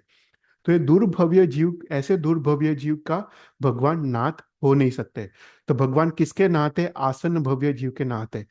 जो जीव भगवान के प्रति प्रीति और भक्ति रखता है, भगवान के प्रति समर्पण भाव रखता है, भगवान की आज्ञा का पालन वो भक्ति पूर्वक करता है, राइट, उसको अंतर में अपने जो दुर्गुण है, कषाय है, राग द्वेष अहंकार है, उसको नाश करना है, उसको समता, त्याग और वैराग्य की प्राप्ति करनी है। ऐसे आसन भव्य जीव के ही भगवान नाथ हो सकते हैं, राइट। तो भगवान यहाँ पे किसके नाथ है? तो निकट मोक्षगामी जो जीव है, आसन भव्य जीव है, उसके ही भगवान नाथ है। और वो भगवान नाथ कैसे है कि ऐसे जीव में वो धर्म बीजादान करते, मतलब धर्म की रुचि प्रकट करते हैं, और मोक्ष मार्ग में आगे बढ़ा के परंपरा से मोक्ष की प्राप्ति कराते हैं। और उसमें जो भी गुण प्रकट हुए हैं वो गुण को उपदेश द्वारा उसकी रक्षा करते हैं। मोक्ष मार्ग में जो भी विघ्न आते हैं, विघ्न का नाश करके उसकी रक्षा करते हैं। तो ऐसे करके भगवान वो आसन भव्य जीव को योगक्षेम करते हैं, right? तो अम, भगवान आसन भव्य जीव के नाथ है। कोई भी क्वेश्चंस यहाँ पे? राइट। तो यहाँ पे बेसिकली हर एक जो लोक का जो अर्थ है वो वो यहाँ पे हमको अम, लेना है। तो यहाँ पे एक हमने I think jug Chintamani class में शायद लिया था, पर यहाँ पे एक श्रेणिक राजा की स्टोरी आती है, राइट। श्रेणिक राजा एक बार रास्ते से जा रहे होते, तो एक मुनि को देखते हैं। तो मुनि ध्यान में मग्न होते हैं। तो श्रेणिक राजा जाके वो मुनि को वंदन करते हैं, और फिर वो मुनि को पूछते हैं कि हे मुनि, आपने इतनी कम उम्र में दीक्षा कैसे ली? तो मुनि कहता है कि मैं अनाथ था इसलिए मैंने दीक्षा ली। तो राजा विस्मित हो जाते हैं, श्रेणिक महाराजा। वो कहते हैं कि आप अनाथ कैसे हो सकते हो? आपके मुख से तो लगता है कि आप राजघराने के हो, आपके पिता परिवार बहुत समृद्ध होंगे ऐसा लगता है, तो आप अनाथ कैसे हो सकते हो? फिर सैनिक राजा कहते हैं, तुम मेरे पास आ जाओ, मैं तुमको अपने राज्य में ले जाता हूँ। आपको स- पैसा, समृद्धि, घोड़ा जो भी चाहिए वो सब कुछ मैं देता हूँ, तो मैं आपका नाथ बन जाता हूँ। यहाँ पे मुनि हंसते हैं, कहते हैं सैनिक महाराजा को, जो स्वयं अनाथ है वो दूसरे का नाथ कैसे हो सकता है? यहाँ पे सैनिक महाराजा विस्मित हो जाते हैं, आश्चर्य से हो जाते हैं कि मैं कैसे अनाथ हूँ? मेरे पास तो ये समग्र राज्य है, इतना पैसा है, सब कुछ है मेरे पास, मैं अनाथ कैसे हूँ? तो यहाँ पे मुनि समझाते हैं कि सुनो, मैं एक बार एक अपने राज्य में था। मेरे पिताजी के पास अदृक समृद्धि थी। पर एक बार मेरे आंखों में रोग उत्पन्न हुआ। वो रोग इतना भयानक था कि मैं अत्यंत वेदना में था। मेरे पिताजी ने खूब धन खर्च किया, अनेक वैद्यों को बुलाया, उसका उपचार किया, फिर भी वो रोग शांत नहीं हुआ। मेरे भाई, मेरी पत्नी ने काफ़ी आंसू बहा है, काफ़ी मेरी सेवा की, फिर भी मेरा रोग कम नहीं हुआ। फिर एक दिन मैंने रात को सोचा कि अगर ये रोग कम हो जाए, ये रोग अगर चला जाए, तो मैं दूसरे दिन में दीक्षा ग्रहण करता हूँ। तो वही रात वो रोग चला गया, और दूसरे दिन मैंने दीक्षा ग्रहण की। और दीक्षा ग्रहण करने के बाद मुझे पता चला कि मैं समग्र जो जीव है उसका मैं नाथ बन गया हूँ, उसका मैं रक्षण करने वाला हो गया हूँ। तो मैं त्रस और स्थावर जीवों का नाथ हो गया हूँ। तो ये है नाथ की परिभाषा। तो ये अद्भुत ये प्रसंग है। तो भगवान कैसे है? लोक के नाथ है, right? कोई क्वेश्चंस? फिर थर्ड विशेषण, लोग हियानम। भगवान कैसे है? लोक के हित करनार है। तो ऐसे लोक के हित करनार भगवान को यहाँ पे नमस्कार किया गया है। तो हित करनार अर्थात क्या? हित करनार मतलब कल्याण करनार, आत्महित करनार या रक्षण करनार, उसको हित कहते हैं। तो यहाँ पे लोक शब्द से समस्त पंचास्तिकाय को ग्रहण करना है। तो जीवास्तिकाय, धर्मास्तिकाय, अधर्मास्तिकाय, पुद्गलास्तिकाय और आकाशास्तिकाय, ये पंचास्तिकाय संसार को ग्रहण करना है। तो भगवान ये समस्त पंचास्तिकाय संसार को हित करना आ रहा है, राइट। तो सबसे पहले जीवास्तिकाय, जो जीवास्तिकाय का हित कैसे करते हैं भगवान? तो जीवास्तिकाय में सभी जीव को लेना है, निगोद के जीव, स्थावर जीव, त्रस्त जीव, एक इंद्रिय, बे इंद्रिय से पंचेंद्रिय जीव, ये सभी जीवों का भगवान हित करना आ रहे हैं। तो भगवान हमको शास्त्र सिखाते हैं, जीव विचार आदि शास्त्र हमको भगवान से प्राप्त हुए, और ऐसे शास्त्र को पढ़ से हमको जीव का स्वरूप समझ में आता है, और हम जीव का रक्षण करते हैं, जीव हिंसा से बचते हैं। तो जीव हिंसा से बच के जीव, जिस जीव की रक्षा करते वो जीव का, जीव को तो फायदा होता है, साथ में हमको भी फायदा होता है, हमको भी पाप बंध से हमको मुक्ति मिलती है। तो भगवान जीवास्तिकाय को हित करते हैं। जब जीवास्तिकाय का हित होता है तो स्व का भी हित होता है और पर का भी हित होता है, राइट। कोई किसी जीव की रक्षा करे तो वो जीव की रक्षा जो करते हैं वो जीव का तो हित होता है, पर खुद का भी हित होता है, राइट, क्योंकि खुद को भी पाप कर्म से हमको मुक्ति मिलती है। तो जीवास्तिकाय के हित से हमको स्व और पर दोनों को कल्याण होता है। फॉर एग्जाम्पल, भगवान शास्त्र में कहते हैं कि क्रोध नहीं करने का। तो क्रोध करने से खुद को तो पाप कर्म लगता है, खुद का तो हित होता है, पर दूसरे का भी हित होता है, क्योंकि दूसरे को भी दुख होता है, राइट। तो भगवान जब कहते हैं कि कषायन मत करो, क्रोध मत करो, तो स्व को भी हित होता है और पर को भी हित होता है। तो जीवास्तिका का हित करते हैं, उसमें स्व और पर दोनों का हित है। तो वो बात तो हमको समझ में आती है कि आ गई आती है कि जीवास्तिका का हित होता है, पर दूसरे द्रव्य का हित कैसे होता है? धर्मास्तिकाय, अधर्मास्तिकाय, राइट, आकाश अस्तिकाय, उसका हित कैसे? तो ये समझने के लिए पहले व्यवहार और निश्चय से हित की डेफिनेशन समझते हैं। तो व्यवहार दृष्टि, व्यवहार नहीं कहता है कि बाह्य प्रवृत्ति जिसमें स्व और पर दोनों का कल्याण हो उसको हित कहते हैं, वो व्यवहार नहीं की डेफिनेशन है। पर निश्चय नहीं कहता है स्व परिणाम जिसमें स्व का हित हो उसको हित कहते हैं, राइट। दोनों के डेफिनेशन अलग है। आत्मा का स्व परिणाम जिससे आत्मा को हित हो उसको निश्चय नहीं से हित कहते हैं।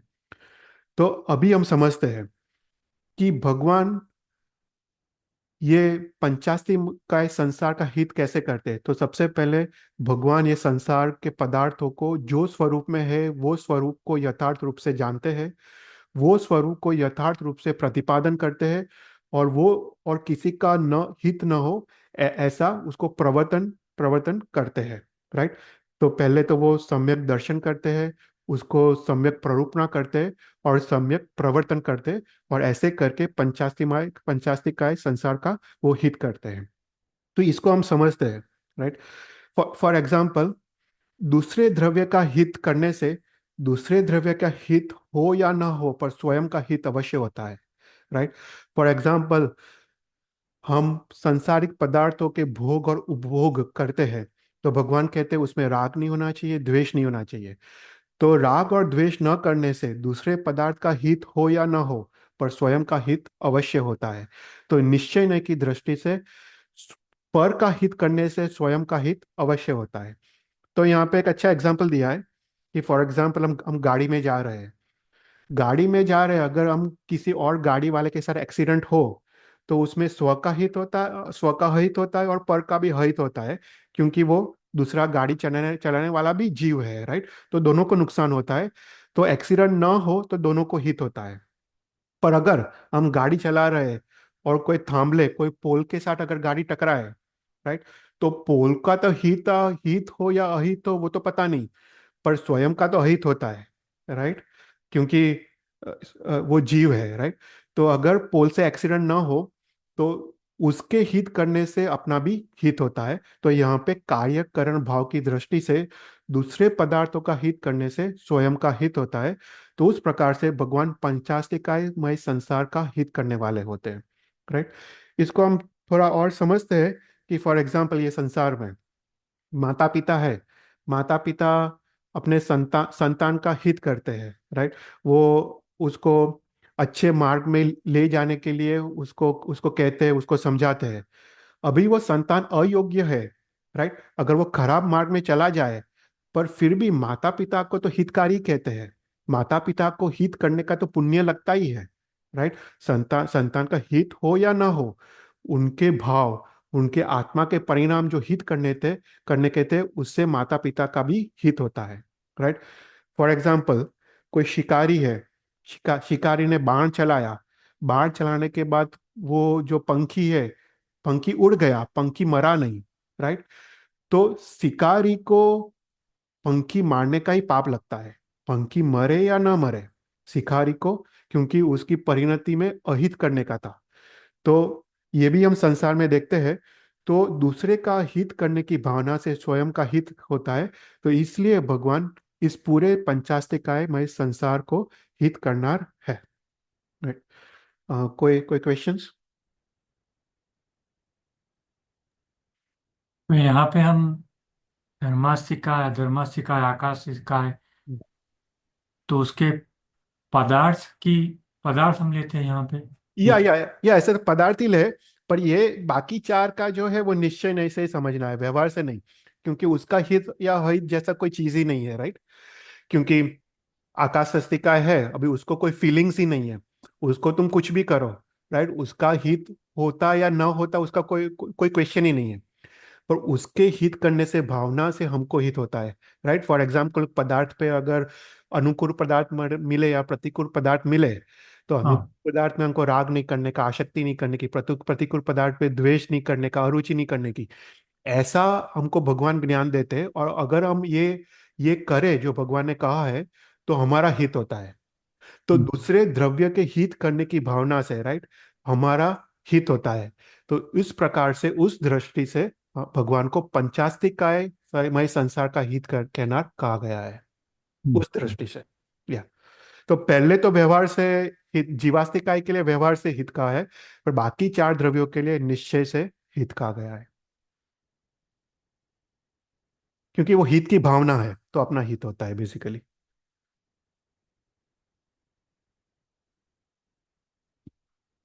उसके बाद है लोक परिमाण। तो भगवान कैसे है? लोक के लिए प्रदीप समान, ओके, महादीपक समान, जो प्रकाश में दीपक है, उसके समान भगवान को यहाँ पे नमस्कार किया गया है। तो भगवान अपने उपदेश द्वारा, राइट, ज्ञेय है और उपादेय का ज्ञान देते हैं। जीव और अजीव तत्व वो ज्ञेय है, ज्ञेय मतलब जानने लायक, राइट। फिर पाप तत्व है, आश्रव तत्व है, बंध तत्व है, वो है मतलब छोड़ने लायक है। और पुण्य तत्व है, संवर है, निर्जरा और मोक्ष वो उपादेय तत्व है, मतलब आचरने लायक तत्व है, राइट। तो भगवान हमको नौ तत्व का ज्ञान देते हैं, भगवान ज्ञेय है और उपादेय का ज्ञान देते हैं। और उसके कारण जो जीव है, जो मिथ्या दृष्टि जीव है, वो उसका मिथ्यात्व का नाश होता है और उसको सम्यक दर्शन प्रकट होता है। तो सम्यक दर्शन रूप दीपक, सम्यक दर्शन रूप प्रकाश उसको प्रकट होता है। इसलिए भगवान को यहाँ पे प्रदीप या दीपक की उपमा दी गई है। तो यहाँ पे लोक का अर्थ क्या है? तो यहाँ पे जीव, यहाँ पे मात्र संगनी जीव लेने, संगनी मतलब मन वाले, राइट। और इसमें संगनी में भी विशिष्ट संगनी जीव को यहाँ पे लेना है, विशिष्ट मन की शक्ति वाले। तो ऐसे विशिष्ट संगनी जीव के भगवान प्रदीप समान है, राइट। तो संगनी जीव मतलब जिसका मन की शक्ति हो, विचारने की शक्ति हो, जो मनोवरगणा के पुद्गल है, उसको ग्रहण करके परिणमन करने की शक्ति हो, उसको संगनी जीव कहते हैं। तो ये संगनी जीव मात्र पंचेंद्रिय है, राइट। और पंचेंद्रिय में भी संगनी होते हैं और असंगनी होते हैं, जैसे समूढ़ जीव वो असंगनी है, राइट। तो संगनी जीव, पंचेंद्रिय संगनी जीव लेना है, और उसमें भी विशिष्ट संगनी जीव लेना है। विशिष्ट संगनी जीव मतलब जो जीव ने शास्त्र अभ्यास किया है, जिसको धर्म रुचि प्रकट हुई है, जिसको मोक्ष जाने की इच्छा है, जो आसन्न भव्य जीव है, निकट में मोक्षगामी जीव है, जिसने मिथ्यात्व को थोड़े हद तक, कषाय को थोड़े हद तक मंद किया हो, ऐसे विशिष्ट संगनी जीव के ही भगवान प्रदीप समान है, राइट। अन्य घोर मिथ्यात्वी जीव के लिए भगवान प्रदीप समान नहीं है। तो यहाँ पे कहते हैं कि जैसे कोई दीपक है, दीपक को अगर हम कोई अंधे के पास ले जाए तो उसको तो कोई प्रकाश मिलता नहीं है, राइट। उसके लिए तो जो दीपक भी अदीपक समान ही है। उसी तरह घोर मिथ्यात्व जीव के लिए भगवान अप्रदीप समान है, राइट। मात्र जो विशिष्ट संगनी जीव है, जिसको मोक्ष जाने की रुचि है, ऐसे जीव को ही भगवान सम्यक दर्शन प्रकट कर सकते हैं। तो ऐसे विशिष्ट संगनी जीव के लिए भगवान प्रदीप समान है, राइट। तो यहाँ पे क्वेश्चन होता है कि ठीक है, हम जैसे देखते हैं कि इवन समूह शरण में सभी प्रकार के संगनी जीव आते हैं, तिर्यंच आते हैं, मनुष्य आते हैं, देव आते हैं, भगवान की देशना भी सुनते हैं। पर कितने जीव ऐसे होते हैं कि भगवान का रूप देखते हैं, भगवान के आठ प्रतिहार्य देखते हैं, भगवान के जो मालकों राग में जो देशना चल रही है उसमें वो आनंद मानते हैं, पर वो तत्वबोध वो पाम नहीं सकते, राइट। तो ऐसे जो गाढ़ मिथ्यात्वी जीव है उनको यहाँ पे लेना नहीं है, क्योंकि उनको तो भगवान भी उनको उनको सम्यक दर्शन प्रकट करा नहीं सकते, क्योंकि अभी तक उनकी आत्मा में योग्यता प्रकटी नहीं है, राइट। तो यहाँ पे फिर क्वेश्चन होता है कि हम तो मानते हैं कि भगवान का अनंत प्रभाव है, राइट। तो सभी संगनी जीवों के लिए क्यों प्रदीप समान नहीं है, राइट। कोई ऐसा क्वेश्चन करे कि भगवान तो अनंत प्रभाव है भगवान का, तो सभी संगनी जीवों के लिए प्रदीप समान होने चाहिए ना। तो यहाँ पे शास्त्र कहता है कि भगवान का प्रभाव एक चीज है और फल दूसरी चीज है, राइट। फॉर एग्जाम्पल, कोई कुंभार है, कुंभार को घड़ा बनाने की शक्ति है, वो घड़ा बनाने की स्किल है, राइट। पर वो माटी का ही घड़ा बना सकता है, रेती का तो घड़ा बना नहीं सकता है। जो अयोग्य है, ऐसे रेती, उसका तो घड़ा बना नहीं सकता, राइट। फॉर एग्जाम्पल, किसी को आ, वो वलोवर्ण करने की शक्ति है, राइट। वो दूध से वो माखन निकाल सकता है, वो शक्ति है। पर वो पानी से तो माखन निकाल नहीं सकता ना। तो प्रभाव एक चीज है और फल दूसरी चीज है। उसी प्रकार भगवान कोई अयोग्य आत्मा में सम्यक दर्शन प्रकट नहीं कर सकते, वो योग्य आत्मा में ही सम्यक दर्शन प्रकट कर सकते हैं। तो ये ऐसे यहाँ पे विशिष्ट संगनी जीव लेना है। पर यहाँ पे ये बात भी समझना है कि सम्यक दर्शन भगवान के आलम्बन से ही प्रकट होता है, राइट। अपने आत्मा की योग्यता चाहिए, पर अपना भगवान के प्रति समर्पण भाव चाहिए, भक्ति भाव चाहिए, प्रीति भक्ति आदि भाव चाहिए। तभी हम प्रीति भक्ति अनुष्ठान से असंग अनुष्ठान तक पहुंच सकते हैं, राइट। तो भगवान के आलम्बन, भगवान की कृपा से ही हमको सम्यक दर्शन की प्राप्ति होती है, राइट। वह सग्रम स्तोत्र में भी आता है ना, तो वह समत्ते लद्दे, मतलब तुम्हारे प्रभाव से ही हमको सम्यक दर्शन की प्राप्ति होती है, राइट। तो भगवान की कृपा से ही सम्यक दर्शन की प्राप्ति होती है, पर अपने आत्मा की योग्यता चाहिए, राइट। और ये योग्यता कैसे प्रकट होती है, राइट। हमको पंचसूत्र में हरिभद्र सूरी महाराज ने बताया है अपना तथा भव्यता का परिपाक कैसे करने का, अपनी योग्यता कैसे प्रकट करने की। तो बोलते हैं चतुर स्वीकार, दुष्कृत ग्रह और सुकृत अनुमोदना, राइट। अरियंत सिद्ध साधु और धर्म का शरण स्वीकारने का, उसके बाद अपने जो दोष है उसका ग्रह करने का, निंदा करने की, और दूसरे के जो जो जो गुण है उसकी अनुमोदना करने की। तो ऐसे करते करते तथा भव्यता का परिपाक होता है, अपने आत्मा में एक योग्यता प्रकट होती है, और ऐसे योग्यता प्रकट होने के बाद हमको भगवान की कृपा से सम्यक दर्शन की प्राप्ति होती है। कोई क्वेश्चंस? और जो लास्ट है विशेषण, वो है लोक पज्यो अग्रहणम। तो भगवान कैसे है, लोक में प्रद्योत कर, प्रद्योत मतलब महासूर्य सम प्रकाश करनार, ओके, उसको प्रद्योत कहते हैं। तो भगवान लोक के लिए प्रद्योत कर है। तो यहाँ पे लोक शब्द से क्या लेना है, तो यहाँ पे लोक शब्द से मात्र गंधर्व भगवंत को ही लेना है, ओके। भगवान को जब केवल ज्ञान उत्पन्न होता है, समो शरण में जब विराजमान होते हैं, तब सबसे पहले वो गंधर्व योग्य जीव को त्रिपदी देते हैं, उपनयवा विघ्नवा दुहेवा। ये त्रिपदी देने से गंधर्व योग्य जीव को उत्कृष्ट ज्ञानावनीय कर्म का क्षयोक्षम होता है, और मात्र अंतर्मुहूर्त में ही संपूर्ण द्वादशांगी की वो रचना करते हैं। तो गंधर्व भगवान के लिए ही भगवान प्रद्योतकर है, महासूर्य सम प्रकाश नार है। गंधर्व भगवंतों को इस संसार के सभी पदार्थ का यथार्थ ज्ञान हो जाता है, सभी नौ तत्व का यथार्थ ज्ञान हो जाता है, उसके सभी गुण और सभी पर्यायों का भी उनको ज्ञान हो जाता है, और एक अंतर मुहूर्त में समग्र शास्त्रों द्वादशांगा की वो रचना कर लेते हैं। राइट। तो भगवान इन गंधर्व भगवंतों के लिए प्रद्योत समान है, महासूर्य समान है।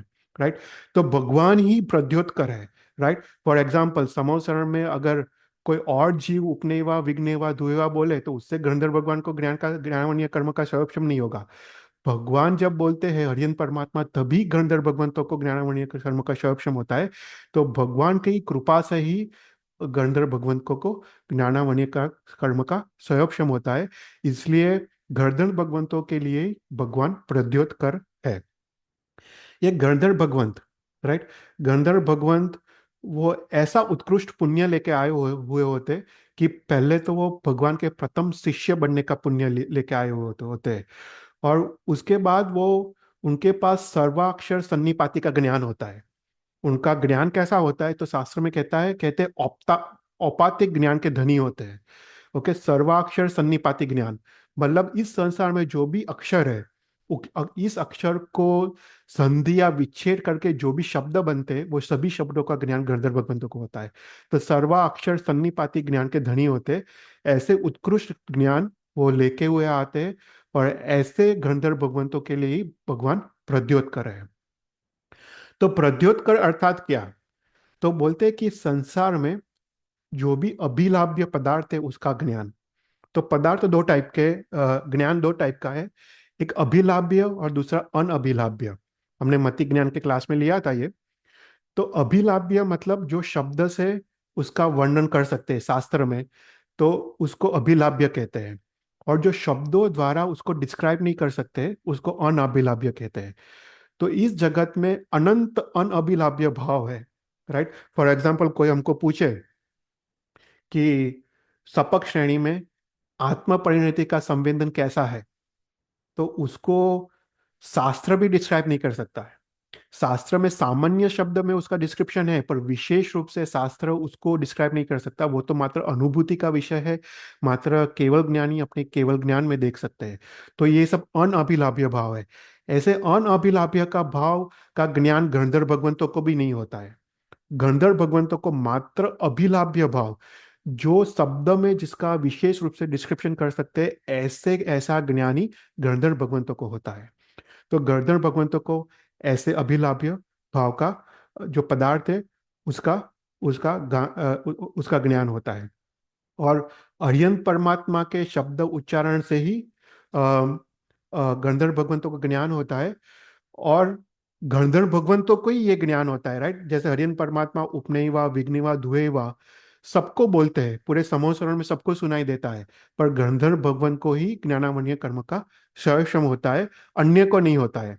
तो भगवान ही प्रद्योतकर है, और गंधर्व भगवंती वो प्रद्योत को झिलने वाले है। तो गंधर्व भगवान के लिए ही भगवान प्रद्योतकर है। तो ये जो होता है, राइट, तो जैसे समोसरण में सबसे पहले गंधर्व भगवंतों को दीक्षित करते हैं, उनको दीक्षा देते हैं।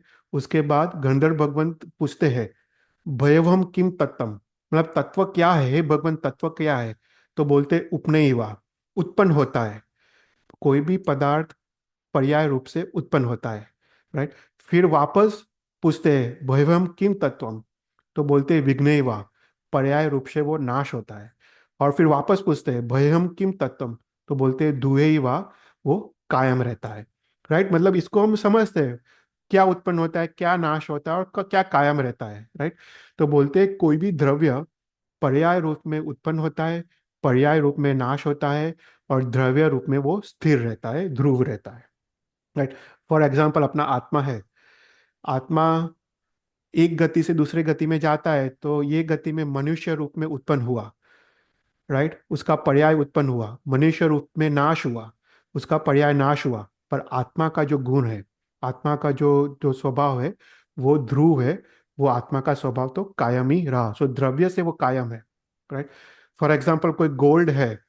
राइट। गोल्ड है, सोना है। सोना जैसे पिघल के वो उसको बंगड़ी बनाते हैं, तो वो बंगड़ी रूप में वो गोल्ड उत्पन्न हुआ पर्याय रूप से। वो बंगड़ी को वापस पिघालते हैं और नेकलेस बनाते हैं। तो बंगड़ी रूप में नाश हुआ और पर्याय और जो नेकलेस के पर्याय रूप में उत्पन्न हुआ। पर जो गोल्ड की जो मूलभूत प्रॉपर्टी है द्रव्य की, वो कायम और स्थिर रहती है। राइट। तो वो है उपनयवा विघ्नयवा धुएवा। तो ये बोलने से सगत जगत के सभी पदार्थों का पर्याय और द्रव्य के गुण धर्म का ज्ञान हो जाता है। राइट।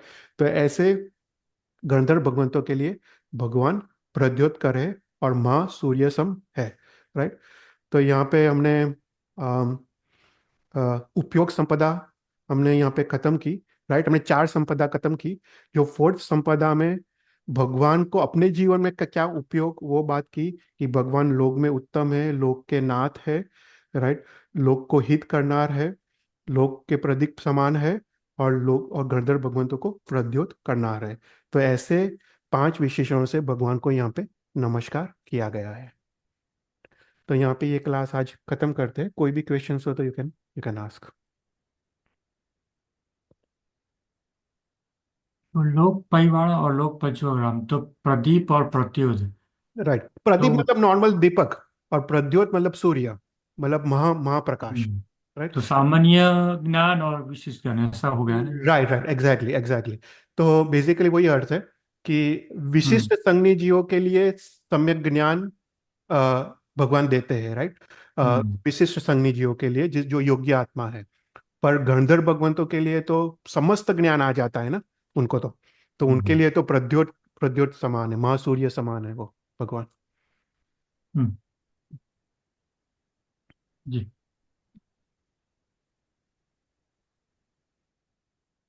कोई क्वेश्चंस?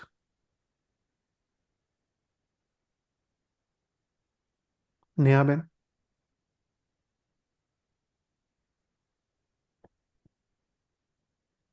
સારું. નહીં ચેતરભાઈ, બહુ સરસ, હા, વેરી નાઇસ ક્લાસ. ओके, साરું. तो कोई क्वेश्चन नहीं हो तो हम मंगलाचरण कर देते हैं। नमो हरियंतानम नमो सिद्धानम नमो आयर्यानम नमो उज्जायनम नमो लोय सब सावनम ऐसो पंचन मुक्कारो सब पापणासनो मंगलान च सवसिम परमय मंगलम जिन आज्ञा विरुद्ध बुलायु वो तो मिच्छा। Thank you. Thank you Chaital भाई. Thank you.